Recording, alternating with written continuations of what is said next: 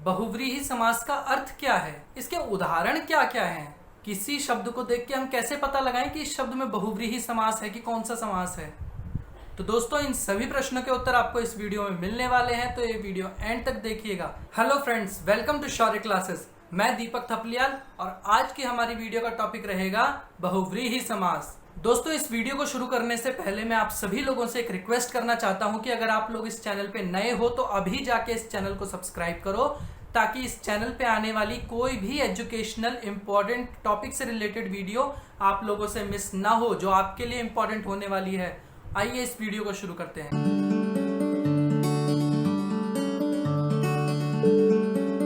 तो दोस्तों सबसे पहले जानेंगे कि बहुव्रीहि समास होता क्या है, कहते किसे हैं बहुव्रीहि समास।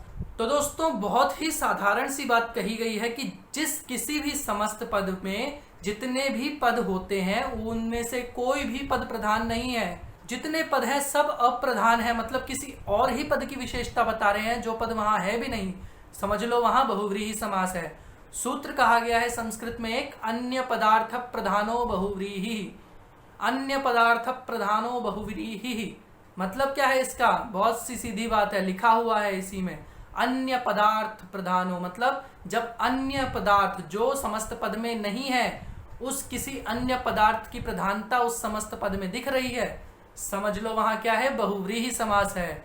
तो दोस्तों कितना आसान है समझना। कहीं उत्तर पद प्रधान है, कहीं पूर्व पद प्रधान है, कहीं पूर्व में संख्यावाची शब्द है, कहीं क्या बोलते हैं सब एक ही विभक्ति में है। यहाँ क्या है? कहीं सभी पद प्रधान है।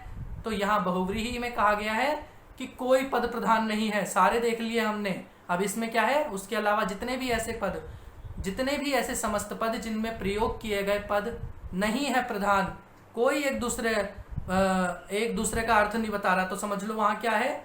वहां है बहुव्रीहि समास, क्योंकि वो सभी मिलकर किसी अन्य पद के अर्थ को बता रहे हैं जो पद वहां है भी नहीं।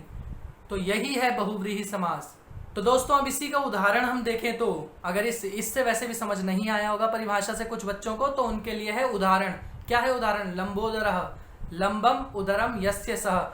लंबा है उदर जिसका, उदर मतलब पेट, लंबा है पेट जिसका, वह कौन है? लंबोदरः। किसके लिए प्रयुक्त होता है ये? गणेश जी के लिए। तो यहाँ क्या है? लंबोदर से गणेश जी का अर्थ बताया जा रहा है, उनकी विशेषता है। तो गणेश जी तो यहाँ है ही नहीं इस पद में, तो है ना अन्य पद प्रधान। तो हो गया ये बहुव्रीहि समास का उदाहरण। अब ऐसे ही पीताम्बरः है, पीतम अंबरम यस्य सः। पीला है अंबर जिसका, ये हो गया, ये भी अलग है, इसमें भी कोई वो नहीं बता रखा। तो हो गया ना, इनमें से कोई प्रधान ही नहीं है जो इसमें शब्द चुने गए हैं, किसी तीसरे पद का अर्थ बता रहे हैं। तो मतलब ये सभी बहुव्रीहि समास के उदाहरण है। अब दोस्तों एक सूत्र आता है अनेकम अन्य पदार्थे। इसमें क्या कहा गया है? इसमें कहा गया है कि अन्य पद के अर्थ में वर्तमान अनेक प्रथमांत पदों का विकल्प से बहुव्रीहि समास होता है। ऐसे पद जो प्रथमांत हैं, अंत में प्रथमा है, उन पदों का क्या होता है? वो अन्य पद के अर्थ में प्रधान हो रहे हैं, इसलिए उनका विकल्प से बहुव्रीहि समास होता है। वहां विकल्प है इसलिए बहुव्रीहि समास हो रहा है। अब दोस्तों आते हैं बहुव्रीहि समास के प्रकारों पे। बहुव्रीहि समास कितने प्रकार के हो सकते हैं?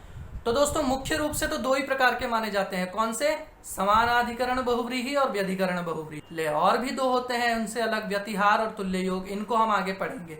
तो दोस्तों अब मुझे ये बताइए, समानाधिकरण और व्यधिकरण हमने कहाँ पढ़ा है, किस समास में? कमेंट बॉक्स में हम मुझे कमेंट करके बताएं कि किस समास के प्रकार के भेद समानाधिकरण व्यधिकरण हमने पहले भी पढ़े हुए हैं। तो दोस्तों अब आता है पहला प्रकार बहुव्रीहि समास का। क्या है? समानाधिकरण बहुव्रीहि। समानाधिकरण मतलब क्या है? अब मैंने आपको लोगों को बोला कमेंट करके बताओ। तो समानाधिकरण मतलब अधिकरण अर्थात विभक्ति। यहाँ अधिकरण का अर्थ क्या लिया है? विभक्ति अर्थ लिया है। तो समान अधिकरण मतलब समान विभक्ति वाले बहुव्रीहि समास होते हैं। यही हमने पढ़ा था तत्पुरुष समास में भी। बताइए मुझे कमेंट करके क्या कितने प्रकार थे। तो हम यहाँ देखते हैं समानाधिकरण बहुव्रीहि में दोनों पद प्रधान समान विभक्ति में होते हैं। दोनों पद समान विभक्ति में होंगे, जैसे पीताम्बरः, पीतम अंबरम। पीतम अंबरम दोनों एक ही विभक्ति में है। यस्य सः जिसके हैं, कौन ऐसा? श्री कृष्ण। श्री कृष्ण के लिए पीताम्बरः शब्द प्रयुक्त किया जाता है। अगला उदाहरण है लंबोदरः। लंबोदरः लंबम उदरम यस्य सः। लंबा है उदर जिसका, कौन है? गणेश। नीलकंठः, नीलम कंठम यस्य सः, नीला है कंठ जिसका, कौन है? शिव। तो ये शिव नीलकंठ शिव के लिए प्रयुक्त हुआ है। तो ये सभी क्या है? समानाधिकरण बहुव्रीहि हैं, एक ही विभक्ति में, एक ही अधिकरण में है।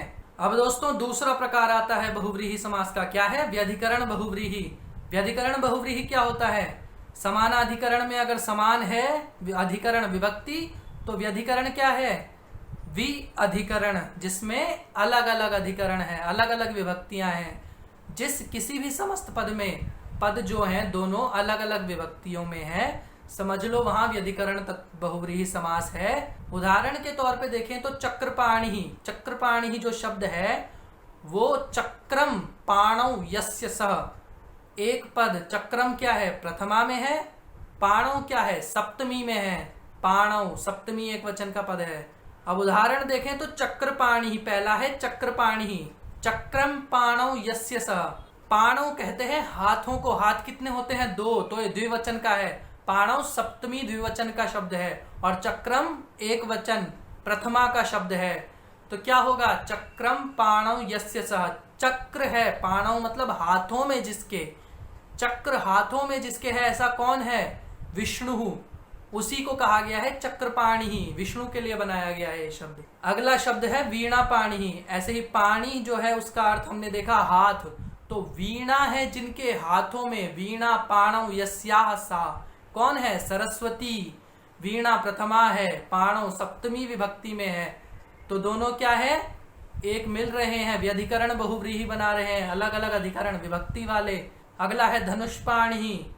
धनुष, धनुः पाणौ यस्य सः, धनुष है जिनके हाथों में, कौन है वो? राम। शूलपाणि, शूलम पाणौ यस्य सः, शूल मतलब त्रिशूल, त्रिशूल है जिनके हाथों में, किनके हाथों में त्रिशूल रहता है? शिव के हाथों में त्रिशूल रहता है। तो ये सारे व्यधिकरण बहुव्रीहि के उदाहरण हैं। अब आता है दोस्तों व्यतिहार बहुव्रीहि। मेन जो दो थे हमारे मुख्य हमने पढ़ लिए, समानाधिकरण और व्यधिकरण बहुव्रीहि तो हमने पढ़ लिया, जो दो मुख्य थे। अब उसके अलावा भी बहुत से उदाहरण हैं बहुव्रीहि समास के। जैसे एक तीसरा है व्यतिहार बहुव्रीहि। अब व्यतिहार बहुव्रीहि क्या होता है? उसका मतलब है जब युद्ध आदि का ज्ञान कराने वाले सप्तम्यंत और तृतीयांत पद होते हैं, उनमें होता है ये। मतलब क्या है? ऐसे पद जो सप्तमी अंत में है जिनके, या फिर तृतीया अंत में है, और वो युद्ध आदि का ज्ञान करा रहे हैं, युद्ध का ज्ञान करा रहे हैं। तो ऐसे शब्द क्या है? व्यतिहार बहुव्रीहि नामक प्रकार में आते हैं। जैसे हो गया केशा केशी, केशेषु केशेषु होते हैं ना, बाल पकड़ के मारते, केशेषु केशेषु, केशा केशी। ऐसे ही हस्ता हस्ती, हस्ताभ्याम हस्ताभ्याम, तो ये तृतीया विभक्ति बहुवचन है हस्ताभ्याम। केशा केशी सप्तमी में केशेषु केशेषु बनता है। तो ये आते हैं व्यतिहार बहुव्रीहि।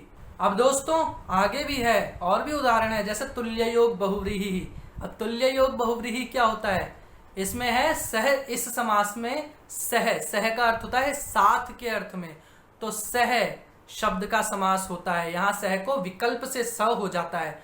मतलब जब हम समस्त पद देखते हैं उसमें स अर्थ में जब हम विग्रह करेंगे तो वहां सह हो जाएगा, लेकिन जब उसी को समस्त पद में हम कैसे देखेंगे? स।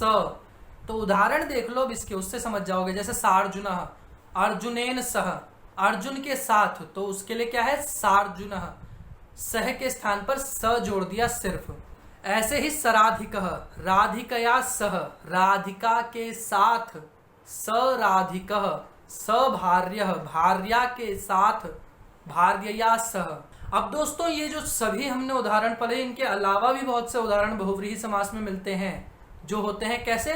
द्वित्राः, द्वौ वा त्रयो वा, त्रिचतुराः, त्रयः वा चत्वारो वा, अपुत्रः, अविद्यमानः पुत्रः यस्य सः, जो पुत्र विद्यमान ही नहीं है वो अपुत्रः। तो ये हैं बहुव्रीहि समास के सभी उदाहरण या सभी प्रकार जो मैंने आप लोगों को बताए। उम्मीद है समझ आए होंगे। तो दोस्तों इसी के साथ हमारा बहुव्रीहि समास भी यहीं खत्म होता है, और बहुव्रीहि समास के साथ साथ हमारी ये जो समास की सीरीज थी ये भी यहीं से खत्म होती है। दोस्तों, आप लोगों को ये वीडियो पसंद आई है तो इसे लाइक करिए, कमेंट करिए, शेयर करिए और हाँ दोस्तों, इसे सब्सक्राइब करना ना भूलें ताकि आने वाली सभी educational important videos, important topics पे वीडियोस आप लोगों को उनकी नोटिफिकेशन मिलती रहे। और हाँ दोस्तों, अगर आपको किसी स्पेसिफिक टॉपिक पे जो आपको समझ नहीं आ रहा है, ऐसे किसी टॉपिक पे कोई वीडियो चाहिए तो हमें हमारी वीडियोस के कमेंट सेक्शन में बताएं लिखकर। हम कोशिश करेंगे कि हमारे आने वाली वीडियोस उन्हीं टॉपिक्स को कवर करें। तो दोस्तों, आज की वीडियो में इतना ही। मिलते हैं अगली वीडियो में। धन्यवाद।